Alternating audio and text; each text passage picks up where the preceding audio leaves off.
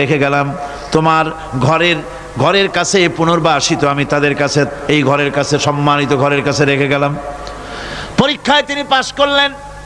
হযরতে হাজেরা প্রশ্ন করলেন, ইব্রাহিম, পানি নাই, খাবার নাই, মানুষ নাই, ঘর নাই, বাড়ি নাই, মরুভূমির ভিতরে আমাকে আমার বাচ্চারে ফেলে রেখে যাচ্ছ কেন? কোনো জবাব নাই। 2 বার 3 বার প্রশ্ন করলেন। এরপরে তিনি আবার প্রশ্ন করলেন, বললেন, ইব্রাহিম, এটা কি আল্লাহর হুকুম নাকি? হযরত ইব্রাহিম আলাইহিস সালাম নিজের কলিজার টুকরা সন্তান আর বিবিকে রেখে যেতেছেন ভারাক্রান্ত মন নিয়ে। তিনি আকাশের দিকে আঙ্গুল উঁচু করে দেখালেন।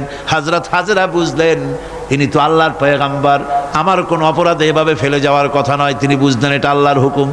হযরতে হাজেরা বললেন, ইব্রাহিম রে, নিশ্চিন্ত মনে বাড়ি ফিরে যাও, আমার মনে কোনো চিন্তা নাই, কোনো পেরেশানি আর এখন নাই। আল্লাহর হুকুমেই যদি আমাকে এই মরুভূমির ভিতরে ফেলে যেয়ে থাকো, তাহলে আমি ওই আল্লাহর প্রতি এতটা ভরসা রাখি যে এই মরুভূমির ভিতরে জল পানি শূন্য, খাদ্য শূন্য জায়গায় আমি আমার বাচ্চাকে আল্লাহ রব্বুল আলামিন না খাওয়াইয়া মারবেন না। দ্বিতীয় পরীক্ষায় পাশ করলেন।